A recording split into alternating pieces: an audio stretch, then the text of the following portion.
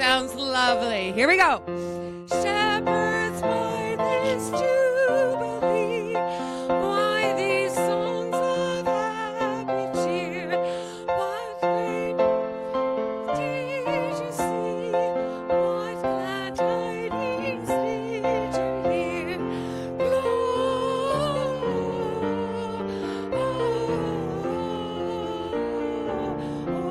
Gloria in excelsis Deo. Gloria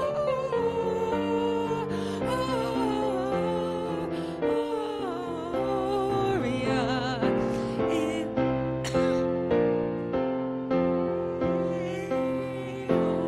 One more verse. See him in the manger laid, whom the angels praise above. Mary, Joseph, lend your aid, while we raise our hearts. Here we go.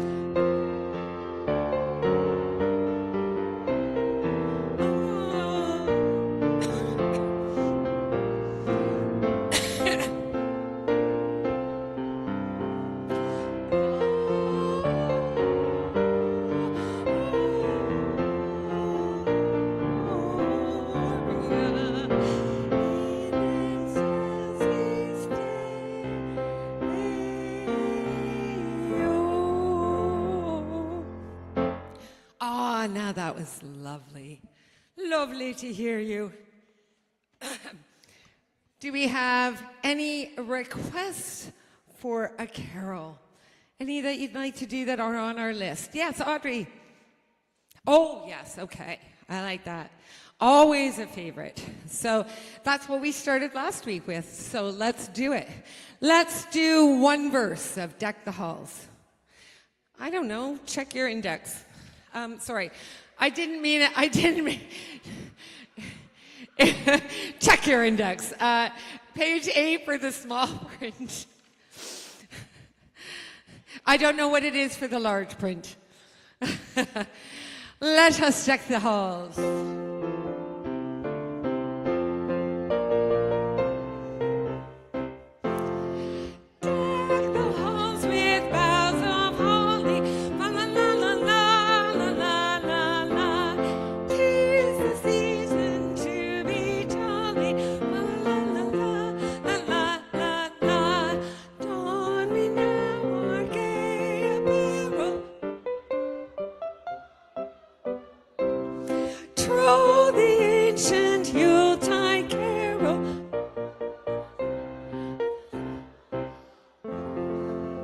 Beautiful.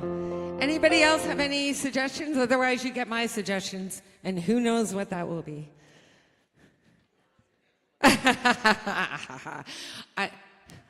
We're going with the big guns. Okay. Oh, Holy Night. That was a standard when I was a child on Christmas Eve. Okay. Oh, Holy Night. Do you have it? Yes, you do. Oh, you don't have it. I thought we did. Little Drummer Boy. I don't think we have that one either. Look at the index. We'll tell you. Okay, I heard Good King Wenceslas. I like that. Okay, Good King Wenceslas. Sorry about that. You know what? We can expand our lyric sheet for next year. So just so you know. So that's on 2. And you will notice I have upper voices and lower voices. Put yourself wherever you want. It just makes the song more exciting. Good King Wenceslas. It's on page 2, and it's kind of fun because we have lower and upper voices. But, there's no rules here. You be you and go where you want to go. Okay. Oh, yeah, we have to do the whole thing because it's the story. Okay, here we go.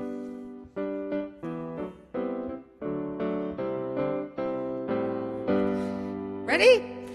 Good King Wenceslas looked down on the feast of Stephen, when the snow lay round about, deep and crisp and even.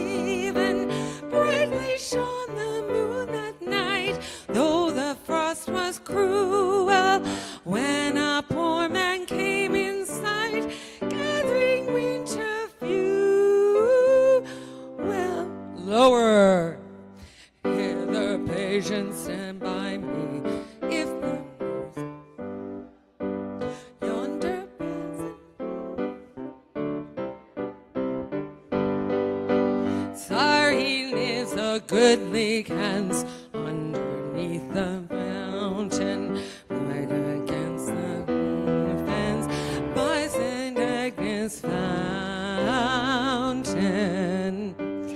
Bring me flesh and bring me wine, bring me pine logs hither, thou I will see him dine when we bear them thither.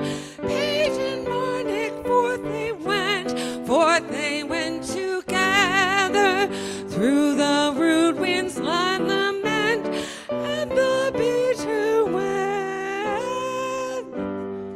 Upper sing high, sire, the night is darker now, and the wind blows stronger. Fails my heart, I know not how, I can go no longer. Mark my footsteps, my good page, tread thou in them boldly. Ye shall find the winter's rage, raise thy blood less coldly. In his master's steps he trod, on the snow lay dinted. Each was in the very song which the saint had printed. Therefore, Christian people, be sure, wealth or rank possessing, ye who now will bless the poor, shall yourselves find blessing.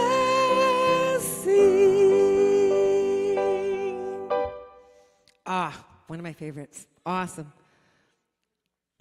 I have a request for Hark the Herald. Does that sound good? Yes. Yes. So let me just see. Hark the Herald, page 2 as well. Oh, yeah, it's right after Good King Wenceslas. This one always reminds me of It's a Wonderful Life. Remember? She plays and plays and plays, and then they finally sing it. Beautiful. Makes me cry every time.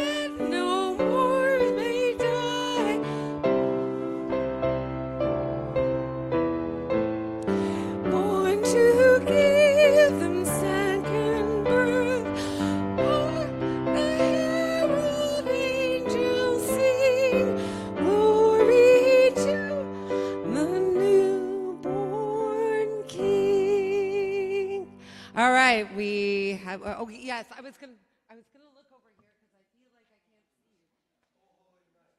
Oh, we don't have that one. Oh. No, I want everyone to sing, though. Do you know the words? Do you want me to do it anyway? We don't have that one either, unfortunately. You know what? I did say to Felix that maybe we'd have a kids' song. And I was wondering whether you'd be game for doing Must Be Santa. Would you be game for doing that? And we can do Oh Holy Night next week. Is that okay? What do you think? I'm bargaining with you. Okay. Maybe just one verse of Must Be Santa. Can we do that? On page 5. Do y'all remember the Raffi? This is the one that I did with my kids. Let me get the right key here. Who's got a beard? There it is. Who's got a beard that's long and white? Santa's got a beard that's long and white. Who comes around on a special night? Santa comes around on a special night. Special night. Beards that's white. Must be Santa. Must be Santa. Must be Santa. Santa. Okay, that is fun. All right, let's do verse 2. Here we go. Who wear boots and a suit of red? Santa wears boots and a suit of red. Who wears a long cap on his head? Santa wears a long cap on his head. Boots of red, oh, suits of red. Oh, special night, beard that's white. Must be Santa, must be Santa, must be Santa, Santa Claus. I am not good at leading this, if anybody didn't notice. Here we go. Who's got a big red cherry nose? Santa got a big red cherry nose. Who laughed this way? Ho, ho, ho. Santa laughs this way. Ho, ho, ho. Cherry nose. Ho, ho, ho. Cap on head. Suits that's red. Special night. Beard that's white. Must be Santa. Must be Santa. Must be Santa. Santa Claus. Thank you. That was very kind. Do we have time for O Holy Night? Maybe we do. No, we don't. I got the shake. Yes. Do we have time for one more or no? Maybe one verse? Okay. No. Yeah. JP? What did you have to say? Oh. We'll do it next week. We'll do it next week. I promise. Yeah. Oh, you know what? I just heard you jingle bells. We'll do that really quick. All right? Jingle bells. Here we go. We're dashing through the snow in a one-horse open sleigh. O'er the fields we go, laughing all the way. Ha, ha, ha. Bells on bobtails ring, making spirits bright. What fun it is to join and sing a sleighing song tonight.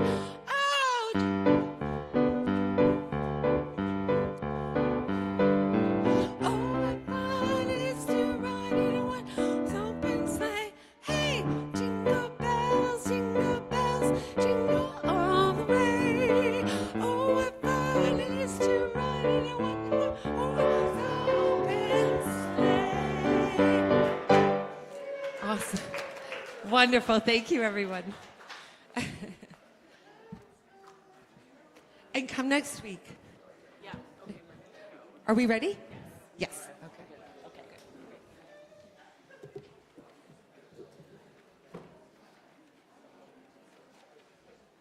You counting down? Oh, we're started. Okay. Good morning, and welcome to the First Unitarian Church of Hamilton.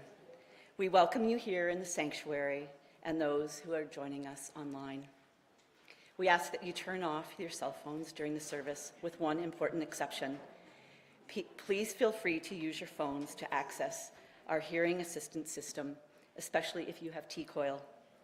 My name is Michelle Corbet. My pronouns are she and her, and I'm this morning's worship leader.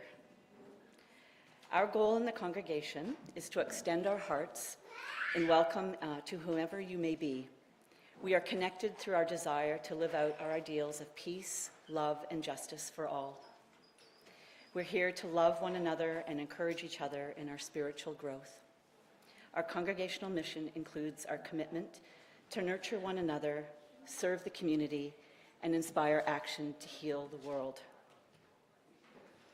Our land acknowledgement this morning is different than what we typically share at the start of the service. Today is an invitation to engage with an online resource where you can learn more about the Indigenous lands upon which we live, work, study, and play. Using this website, native-land.ca, and an address, and a few clicks, you can learn about the Indigenous territories, languages, treaties, and ways of life.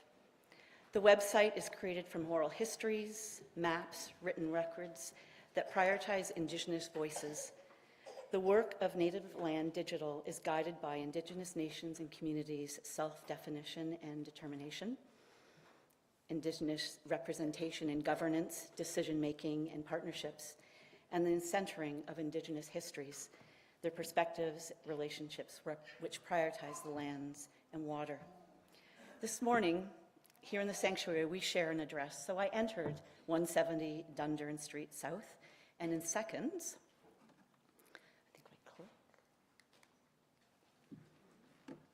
I learned that the land upon which this church is situated are the traditional lands of the Erie, Neutral, Huron-Wendat, Haudenosaunee, and the Mississaugas, and that this land is covered by the Dish with One Spoon Wampum Belt Covenant, which was an agreement between the Haudenosaunee and Anishinaabe to share and care for the resources around the Great Lakes. And it's also treaty territory, specifically Treaty 3 of 1792. So I encourage you all to enter your home address, or possibly an address that you lived at some time in your life, and let the links lead you down the many, many rabbit holes of learning and transformation. As we as institutions and as individuals do the hard work of uncovering truths, however uncomfortable or horrifying, let us be guided by courage, hope, and the knowledge that truth must come before reconciliation. Hope as an act of resistance, words by Reverend Michelle Collins. In times when despair feels reasonable and cynicism seems wise, we gather to practice radical hope. Not passive waiting, but active defiance against the forces that would diminish our humanity. Together, we choose hope as resistance, imagination as rebellion, and love as our most revolutionary act. Come, let us worship together. Please settle into your seat as we enjoy Rachel's beautiful music with the prelude. I'm going to be here. That's okay. That's okay. We are actually going to do this together. This, if you were here last Sunday, we did this as a postlude together, but we're going to start this together. So the We Rise. And let's go to your part. You're welcome to stand or not. It's totally up to you. So we'll go through the We Rise part. We rise.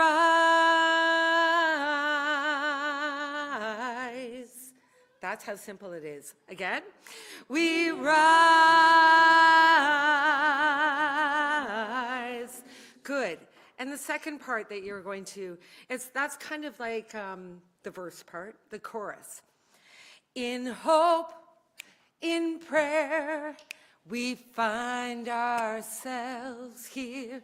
In hope, in prayer, we're right here. Again, in hope, in prayer, we find ourselves here. In hope, in prayer, we're right here. We rise, we rise. Humbly hearted, rise.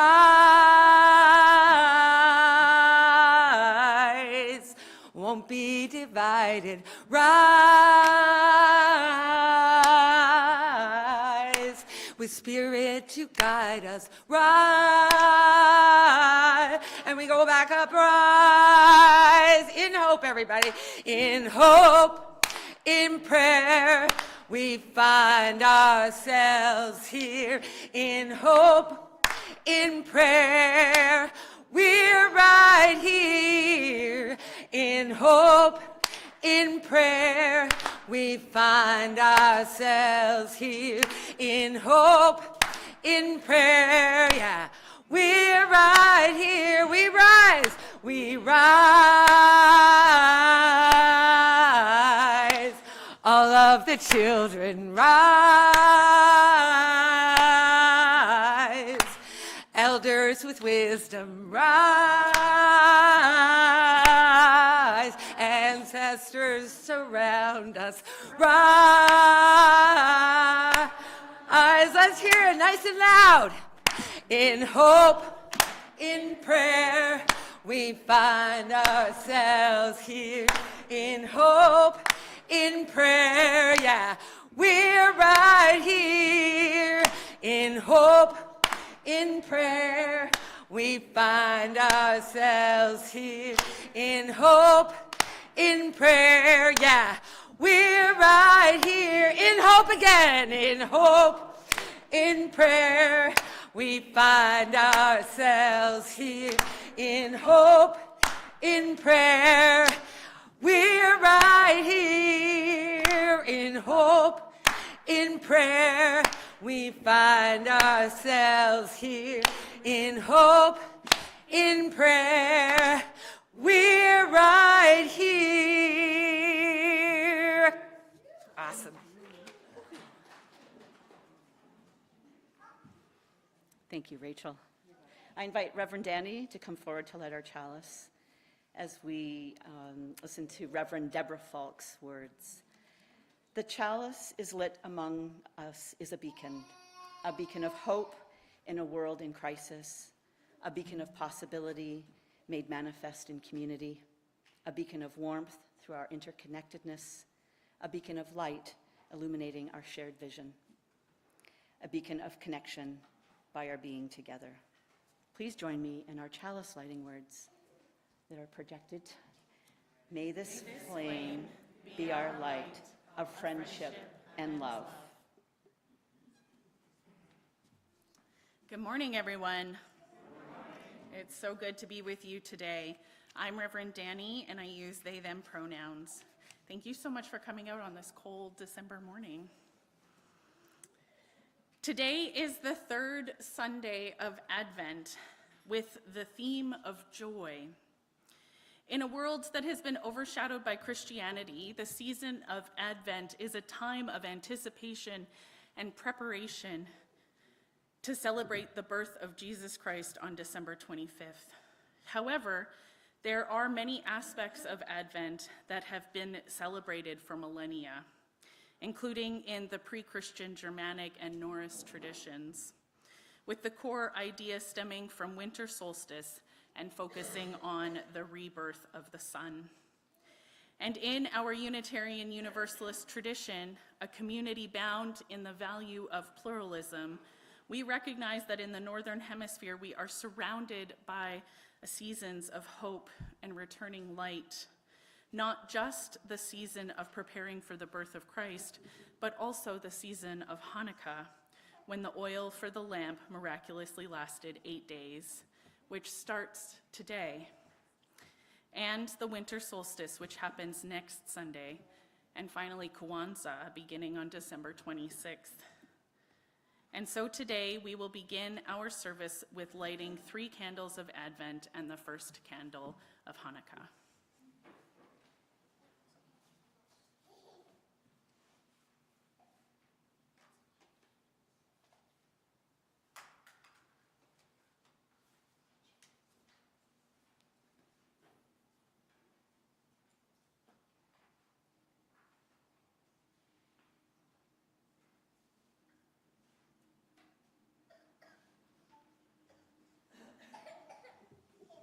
In the season of long, cold nights, hope isn't waiting for us to find it. Hope isn't sitting patiently on the sidelines. Hope seeks out the forgotten places, the longest night, the damaged temple, the overcrowded stable, and every corner where tomorrow seems impossible. Hope bursts in uninvited, without concern for our carefully crafted plans. Hope shows up as a lamp that keeps burning. Hope shows up as an improbable baby. Hope shows up as the sun returning without ever having left. Hope shows up as tomorrow, and then tomorrow, and then tomorrow, until, against all odds, we feel the future breaking on the horizon. When we are weary from battle, when empire seems inevitable, and when darkness is growing around us, hope comes to claim us and we have the chance to say yes. And so, as we seek for hope to claim us at this time, let us sing together. This is one of our many protest songs within the UU repertoire hymn, number 170, We Are a Gentle, Angry People. So for this one, we are going to start by singing verse 1, 2, and 3. Okay? We'll finish it later.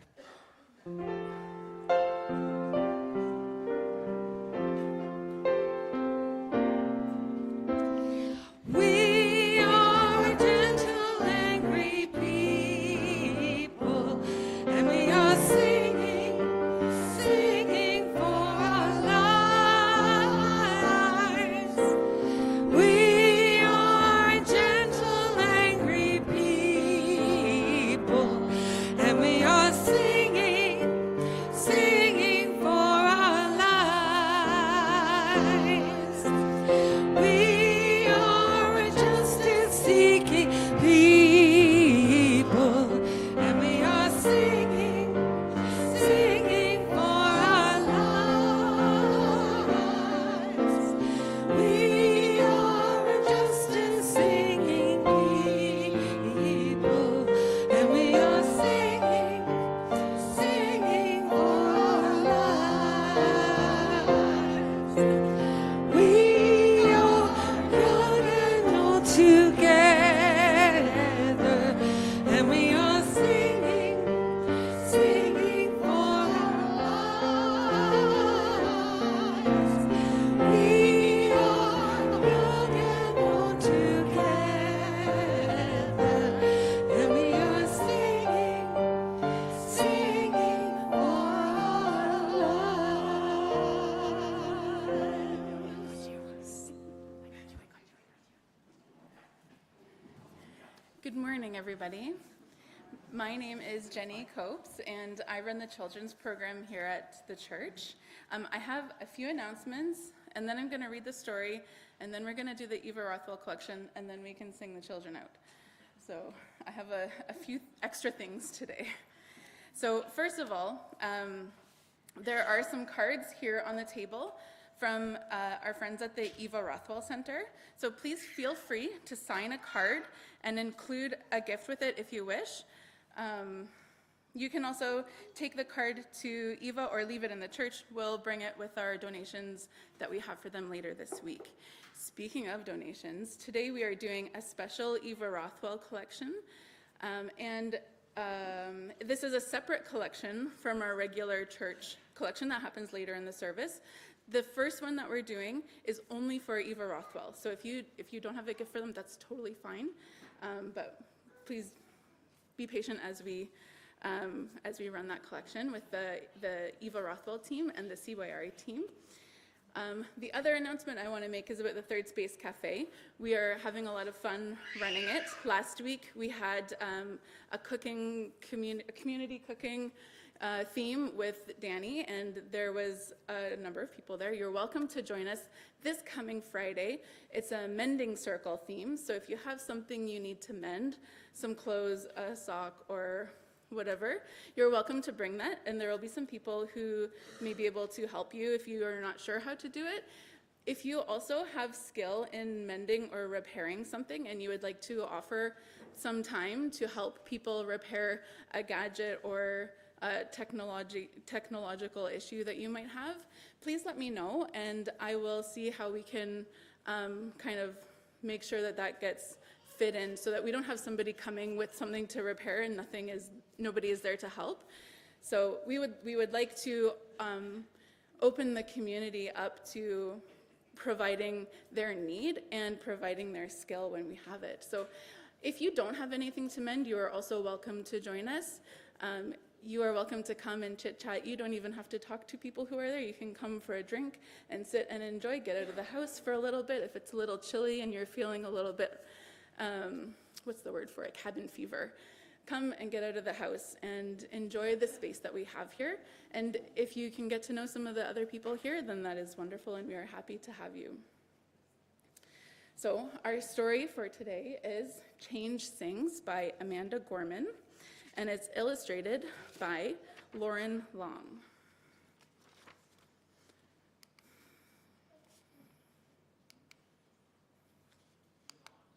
Is it on? That's a good question. It is on. There we go. I can hear change humming in its loudest, proudest song. I don't fear change coming, and so I sing along. I scream with the skies of red and blue streamers. I dream with the cries of tried and true dreamers. I'm a chant that rises and rings. There is hope where my change sings. Though some don't understand it, these windmills of mysteries, I sing with all the planet and its hills of histories. I hum with 100 hearts, each of us lifting a hand. I use my strength and my smarts. I take a knee to make a stand. I am bright as the light each day brings. There is love where my change sings. I show others tolerance, though it might take some courage. I don't make a taller fence, but I fight to build a better bridge. I talk not only of distances from where and how we came, I also walk our differences to show that we are the same. I'm a movement that roars and springs. There's a wave where my change sings. Change sings where? There, inside me, because I'm the change I want to see. As I grow, it grows like seeds. I'm just what the world needs. I'm the voice where freedom rings. You're the love your bright heart brings. We are the wave started to spring, for we are the change we sing. We're what the world is becoming, and we know it won't be long. We all hear change strumming. Won't you sing along? Thank you. Now we will do the Eva Rothwell collection, and lovely Rachel is going to play us some lovely music. And then we're going to sing verse 6 to sing the kids out. And then we're going to sing verse 6 to sing the kids out. Yeah. I actually don't know what that means. Of the hymn we just sang. Of the hymn we just sang. Okay.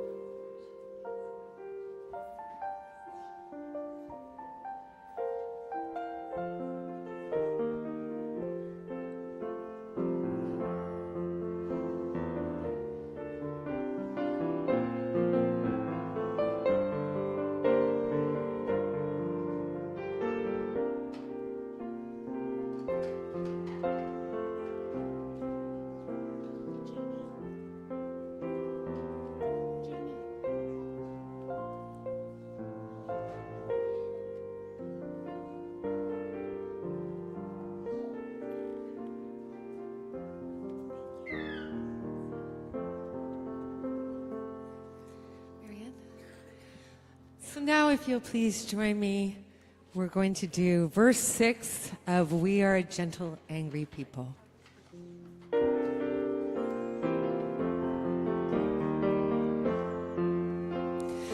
We are a gentle, loving people, and we are singing for our lives.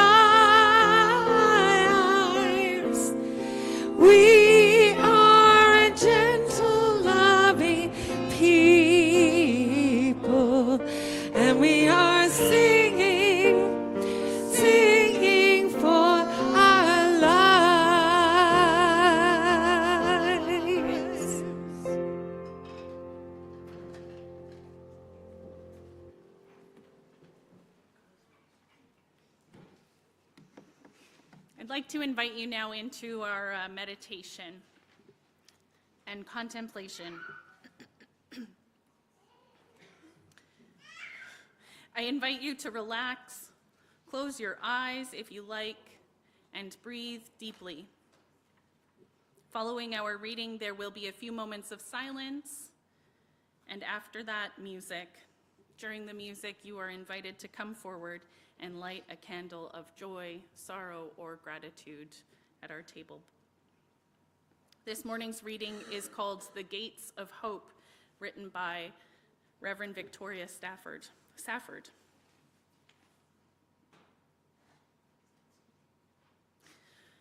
Our mission is to plant ourselves at the gates of hope, not the prudent gates of optimism, which are somewhat narrower, not the stalwart, boring gates of common sense, nor the strident gates of self-righteousness, which creak on shrill and angry hinges. People cannot hear us there, and they cannot pass through. Nor the cheerful, flimsy garden gates of everything is going to be all right, but a different, sometimes lonely place, the place of truth-telling about your own soul, first of all, and its condition, the place of resistance and defiance, the piece of ground from which you see the world, both as it is and as it could be, as it will be, the place from which you glimpse not only struggle, but the joy of the struggle. And we stand there, beckoning and calling, telling people what we are seeing, asking people what they see.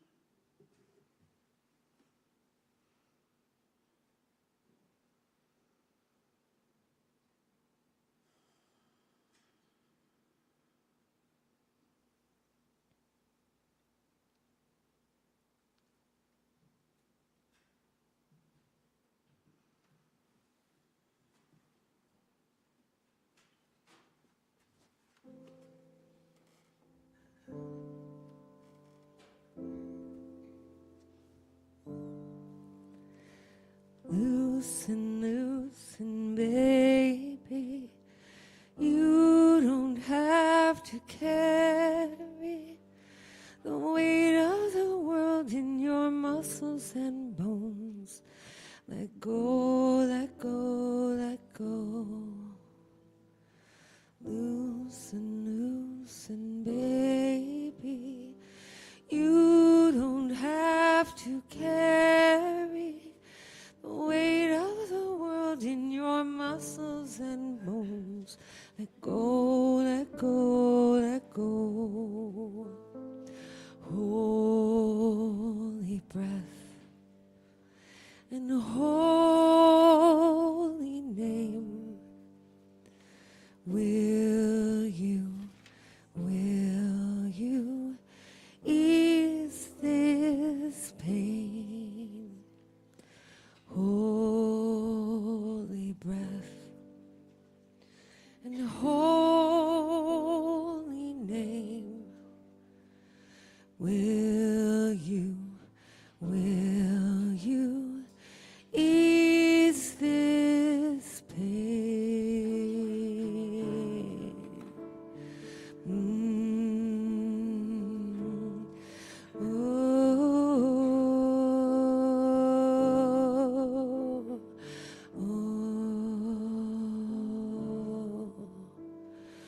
Loosen, loosen, baby. You don't have to carry the weight of the world in your muscles and bones. Let go, let go, let go. Loosen, loosen, baby. You don't have to carry the weight of the world in your muscles and bones. Let go, let go, let go. Loosen, loosen, baby. You to carry the weight of the world in your muscles and bones. Let go, let go, let go. Holy breath and holy name, will you ease this pain? Holy breath and holy name, will you ease this pain? Loosen, loosen, baby. You don't have to carry the weight of the world in your muscles and bones. Let go, let go, let go. Loosen, loosen, baby. You don't have to carry the weight of the world in your muscles and bones. Let go, let go, let go. Let go, let go, let go. Let go, let go, let go.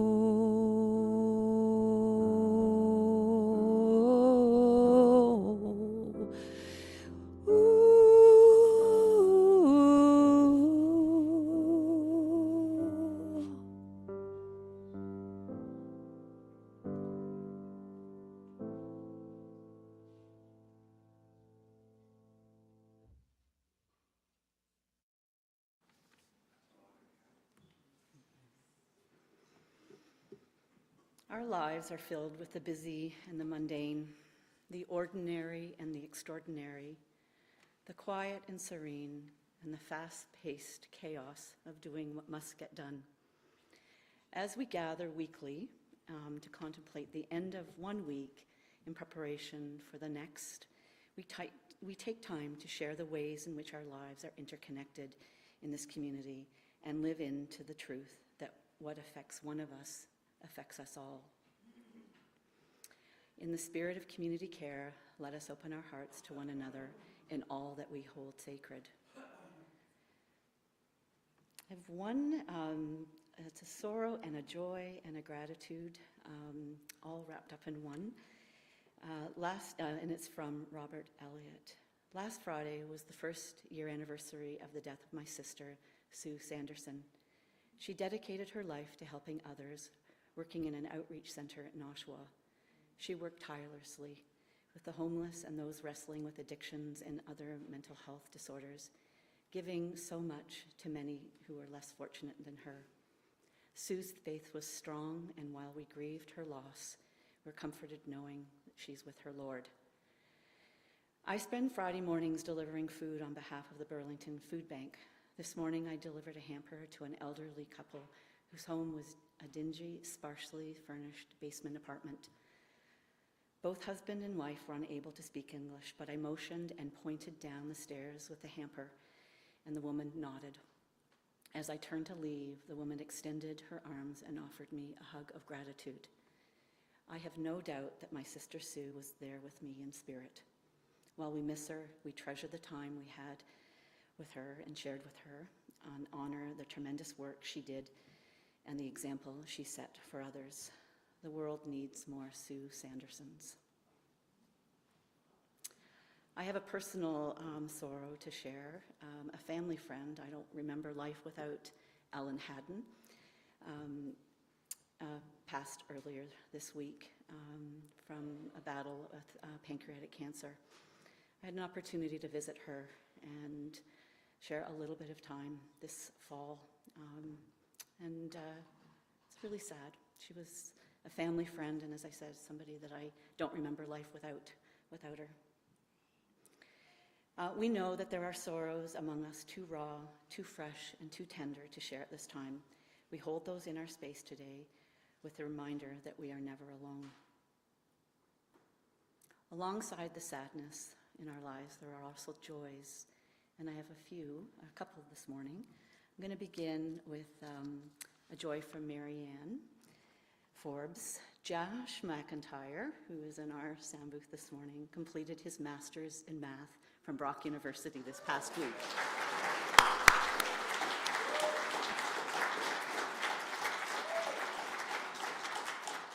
Congratulations, Josh. And he didn't just complete it, he did extraordinarily well. And also this morning, we are delighted to celebrate and have Val Ramsey here, celebrating her 102nd birthday, which was on Friday. Please join us in singing happy birthday. Happy birthday to you. Happy birthday to you. Happy birthday, dear Val. Happy birthday to you.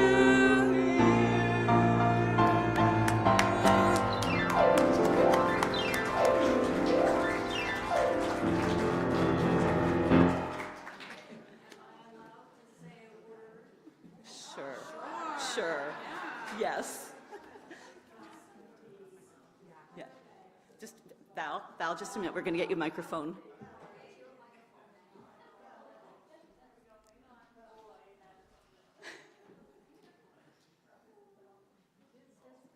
Be the 5th or 6th birthday party I've enjoyed this week. But I have been very spoiled, and I've had a wonderful life. The only regret I have is that my twin brother is not here to enjoy it with me. But I have 3 other brothers. One of them you may have known, John, who John last month also turned 100. And I have 2 more brothers in their 90s who are approaching 100. And I have to say, I credit it all to my mother's wonderful cooking.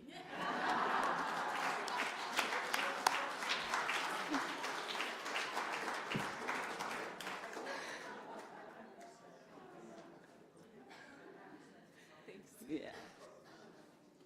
For those who missed the summer service where Val shared part 1 of her extraordinary life, she took us to World War II.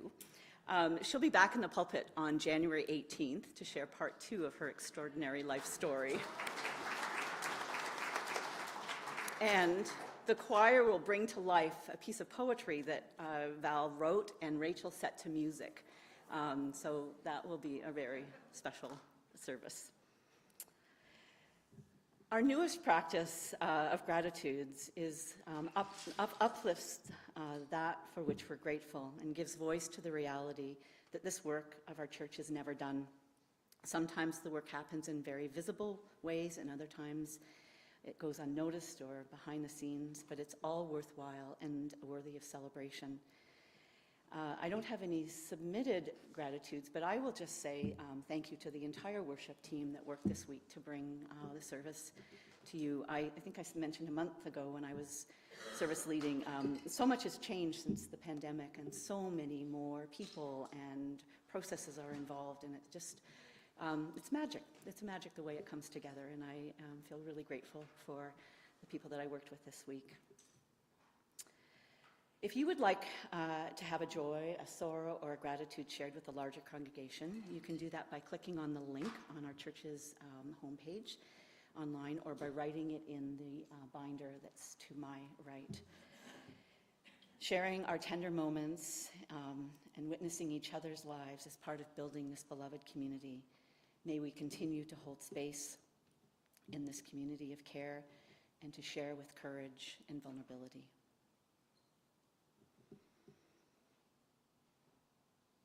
Our offering is a time where we give in a different way, and our words today are from Kristen Collins. We give to remind ourselves how many gifts we have to offer. We give to remember that we are part of something larger than ourselves. We give because we believe in music and sacred space. We give with the faith that together we have enough. We'll now receive the offering while we listen to our music minister, Rachel Danie. So another one where I hope you catch it and join along. This is called Hope Lingers On. So after every line I sing, let's say, for instance, my mother, when love is gone, my mother, when love is gone, hope in our darkest hour, hope lingers on. In our darkest hour, hope lingers on. And then we have a chorus, and it's, I will not hate, I will not fear, in our darkest hour, hope lingers here. And I will not hate, and I will not fear, in our darkest hour, hope lingers here. Let's try that together. And I will not hate, and I will not fear, in our darkest hour, hope lingers here.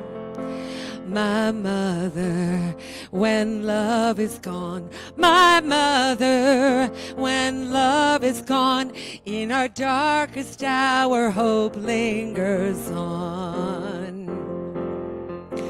My father, when peace is gone, my father, when peace is gone, in our darkest hour, hope lingers on. Sing the chorus with me. And I will not hate, and I will not fear, in our darkest hour, well, hope lingers here. My people, when equality's gone, my people, when equality's gone, in our darkest hour, hope lingers on. And my people, when tolerance gone, my people, when tolerance gone, in our darkest hour, hope lingers on. And I will not hate, and I will not fear, in our darkest hour, yeah, hope lingers on. My love, when honor is gone, my love, when honor is gone, in our darkest hour, hope lingers on. Well, my country, when justice is gone, my country, when justice is gone, in our darkest hour, hope lingers on. Let's sing that chorus nice and loud. And I will not hate, and I will not fear, in our darkest hour, yeah, hope lingers here. One more time.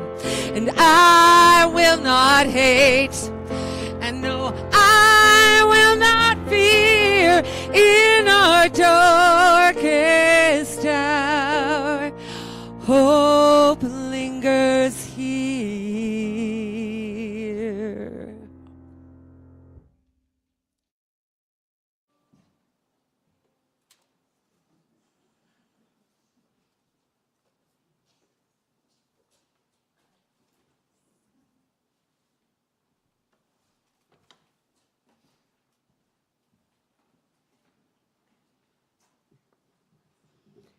Thank you, Karen and Doreen, and thank you all. Your gifts and support of our ministries to one another and the community are appreciated. Thank you.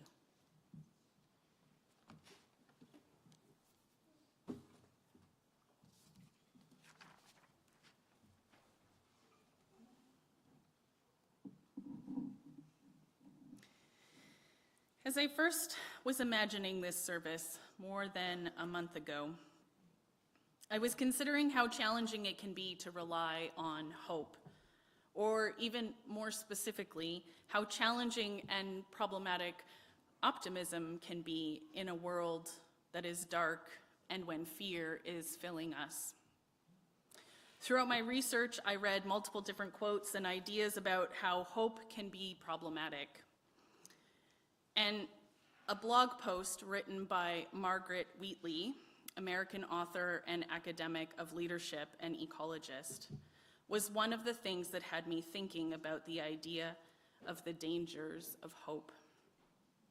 In October of 2021, she wrote, "My intention of this article is to present a severe critique of current attempts to increase activism by offering people more causes for hope, causes founded on false premises. My intention is to warn us activists away from the drug of hope, to fully face the reality of climate change, to end the deceit that we can reverse these changes through our indomitable human spirits. Freed from a hope-filled drugged state with appropriate humility and reliable compassion, we can identify roles for ourselves that make a difference in how we stay together and alleviate suffering." She goes on to say, "The need to be hopeful rises in direct proportion to our growing despair as we recognize the destruction of planet, people, species, and the future. This relationship between hope and despair is guaranteed. They are two sides of the same coin. Buddhist wisdom has warned us for millennia that hope and fear are one emotional state. When what was hoped for fails to materialize, we flip into despair. Motivated by hope, we end up in despair. The greater the hope, the greater the despair. Those who seek hope as their motivation for activism are doomed to suffer this disabling dynamic. And I have been there, seeking for hope in moments of despair, grasping at straws, trying to find anything that can help to pull me out of the mud. This idea of hope leading to despair aligns very well with my own experiences of depression, struggling to see any light within my own mind and being. Hope feels impossible, no matter how hard I attempt to flip over the coin of despair to see that hope. The darkest nooks and crannies of my own internal world are consumed by despair, and when life gets topsy-turvy and I find myself stuck in one of those alcoves, seeking for hope to get me out. Last week, as I was remembering and enjoying again the On Being podcast series about hope, the Hope Portal, I stumbled across this quote from Joanna Macy's. "I'm not insisting that we be brimming with hope. It's okay not to be optimistic. Buddhist teachings say feeling that you have to maintain hope can wear you out. Just be present. The biggest gift you can give is to be absolutely present. And when you're worried about whether you're hopeful or hopeless or pessimistic or optimistic, who cares? The main thing is that you are showing up, that you're here, and that you're finding ever more capacity in the world, because it will not be healed without that. That is what is going to unleash our intelligence and our ingenuity and our solidarity for the healing of our world." This idea of being aware and present in this moment, right now, was something that helped get me unstuck within one of my own shadows of despair. Over the decades, I've spent countless hours attempting to bring myself out of the never-ending cycles of anxiety and depression by bringing my attention to my breath and witnessing my body in this moment. This time, 7 years ago, was one of those times for me when I could hardly pull myself out of the corner of my brain that kept getting me stuck in despair. And it was a practice to coming back to the moment that finally helped me find my way out. The practice of situating myself into my body, listening to and counting my breath, and feeling the sensations within my body that helped me flip over that double-sided coin of despair and found hope. In December of 2017, I had my first interview with the Ministerial Fellowshipping Committee. This is an international committee of the Unitarian Universalist Association, who is in charge of interviewing candidates for ministry and determining if they're ready or not to be ministers yet. At the end of 4 years of seminary and 2 internships, as well as countless other steps in the process checked off of the list of requirements, I went into a 1-hour-long interview with 10 of my, we'll call them peers, 10 of my elders maybe. I preached a 10-minute sermon, and I was interviewed with 20 different questions. After 15 minutes of deliberation, the committee informed me that I had failed my interview, and they wanted to hold me in 1 more year of close supervision. Adam and I were driving back to Toronto, back to downtown Toronto, and I felt completely defeated. And then, while walking into our apartment after that long trip back, we ended up finding our cat, Opus, dying in our living room. We rushed him to the veterinary emergency, but he had already passed away. This was probably from his diabetes. In another 3 weeks, we were going to move to Montreal for 4 months, where I was going to be covering for Reverend Diane Rollert's sabbatical at the Unitarian Church of Montreal. I was supposed to have the opportunity to go in to search for settled ministry with the congregation after that time, but because of my failed interview, I was blocked from that process. However, I was able to take on a contract ministry position, and that's how Adam and I found ourselves in Kelowna in August of 2018, in the middle of forest fire season. We then spent the first 2 months house sitting for family friends, and by the time we moved into our own apartment in November, Adam and I were completely exhausted, and we were actually very broke. We had moved across the country, Toronto to Montreal, Montreal back to Toronto. We took a pit stop in Alberta for a couple of months with my parents, and then on to Kelowna, all within 8 months. We were both exhausted. And I lost my spot.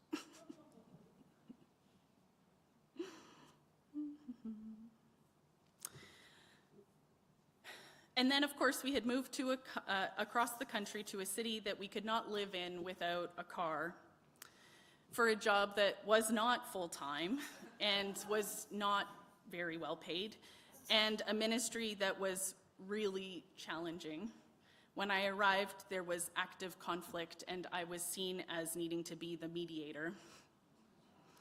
I felt like my life had turned into one of those Saturday morning cartoons where Yosemite Sam gets smacked in the face by a frying pan and starts to see stars. And then he takes a few wobbly steps and starts tumbling down head over heels down a set of stairs. By December of 2018, I was ready to stay at the bottom of that set of stairs and never get up. I had spent so much time being hopeful, so much time trying to see the silver lining around the storm clouds that I could no longer hold back the despair. It was that December in 2018 when Adam and I found a community to help us navigate the intense depression that both of us found ourselves in. The Canadian Mental Health Association in Kelowna had a wellness development center, a space where people were able to connect with others, participate in wellness-based activities such as yoga, art classes, skill-building classes, and just socializing. And what ended up being the most important aspect for me was peer support groups. Adam and I spent several weeks,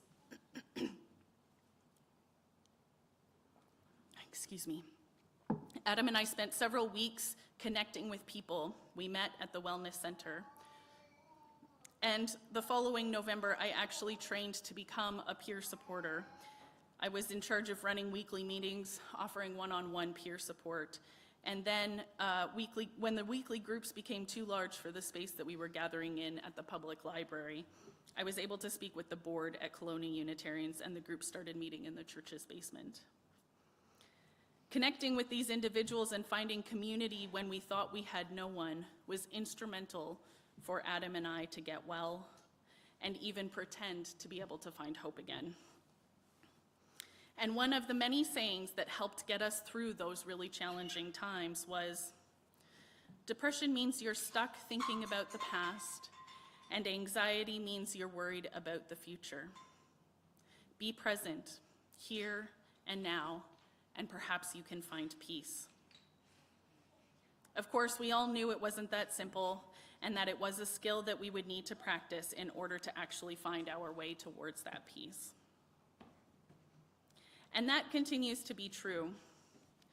Although I haven't experienced the same depth of depression that I struggled with that winter, I continue to rely on those practices, or similar ones, that help me ground into the present to find solid footing. A few years after that really, really hard winter, I was able to take a yoga teacher training. And one of the books that I was required to read was called Peace is Every Step, which was written by Thich Nhat Hanh. And I was reintroduced to this idea of finding peace in the present moment. Thich Nhat Hanh states, Western civilization places so much emphasis on the ideas of hope that we sacrifice the present moment. Hope is for the future, and this teaching about refraining from hope may create a strong reaction. I'm going to start that over, sorry. Western civilization places so much emphasis on the ideas of hope that we sacrifice the present moment. Hope is for the future. It cannot help us discover joy, peace, or enlightenment in the present moment. Many religions are based on this notion of hope, and this teaching about refraining from hope may create a strong reaction. But the shock can bring about something important. I do not mean that you should not have hope, but hope is not enough. Hope can create an obstacle for you, and if you dwell in the energy of hope, you will not bring yourself back entirely into the present moment. If you rechannel those energies into being aware of what is going on in the present moment, you will be able to make a breakthrough and discover joy and peace right in the present moment, inside of yourself and all around you. I think that the one thing that Thich Nhat Hanh didn't mention here, which for me became necessary in my journey away from despair, was the need for community. It doesn't matter if I was at the wellness center or taking yoga teacher training or gathering with my church community on Sunday mornings. I needed to be surrounded by other people working towards the same ends, the practices of mental wellness, of physical wellness, of spiritual wellness. Being in a community is one of the ways in which I have been able to witness hope and even experience it while so much of my brain and body are stuck in depression and despair. Last week, I experienced this lifting of despair during our postlude as Rachel led us in Batya Levine's song, We Rise, which again we sang this morning for prelude. I felt the veil lifting off of me, a veil that I didn't even know was there, because that's how easily our hope can slip into despair sometimes. And yet, like our story this morning, when we can sing change, we can find that hope. In conversation about this service this week, Michelle and I were discussing what I meant by the dangers of hope. And I struggled to articulate to her what I meant in a quick and elegant way. And as you can probably tell from the last 15 minutes or so, my rambling thoughts, I'm still not exactly sure how to talk about hope as a danger. However, I know that there is something alluring about hope that can lead us to a slippery slope of optimism, and then into the land of everything is going to be okay type moments. Here's another image for you. Something that came to my mind this week is the cartoon of a dog with a huge smile on his face, sitting at a table with a cup of coffee, and yet the room around him is going up in flames. The second panel of this cartoon has a speech bubble that says, "Everything is fine." Throughout these conversations, Michelle asked me if I had heard of Heather Cox Richardson, author of the Substack entitled Letters from an American. She is a historian who works as a professor of history at Boston College. Michelle shared with me the quote that our conversations kept bringing up for her. Heather Cox Richardson shared this on her social media last January, the day after the inauguration. Quote, "Authoritarians cannot rise if there are strong communities and people are acting with joy. You need despair and anger in order for an authoritarian to rise. It's okay to say, I'm not going to pay attention to politics for a while, but it is not okay to stop bringing your best self to the world. Whatever those things are that bring you to the community, do them and do them with joy. And don't stop doing the things you love because you are scared, because that actually is a form of resistance. Showing up and doing things you love says to an authoritarian, you have no place to root here." And so I invite you all to help in keeping at bay both the despair and the authoritarianism as we move through the darkest time of the year. Hold on to joy, hope, and love as we continue to gather in community. And now please join me in singing number 346, Come Sing a Song With Me.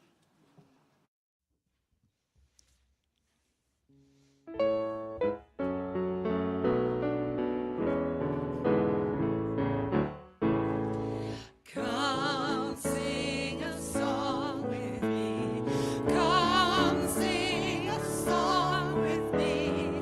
Come sing a song with me, that I might know you're mine.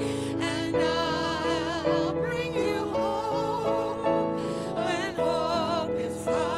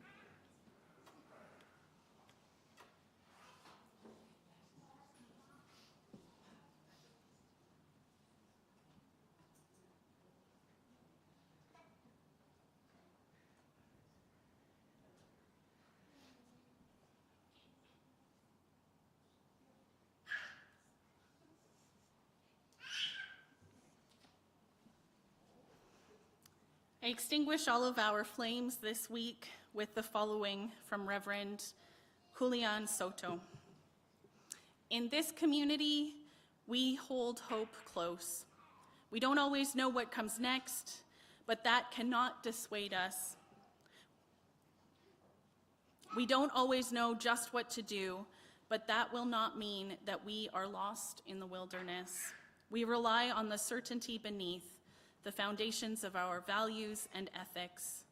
We are the people who return to love like a North Star, and to the truth that we are greater together than we are alone. Our hope does not live in some glimmer of an indistinct future. Rather, we know the way to the world of which we dream. And by covenant and the movement forward of one right action and then the next, we know that one day we will arrive.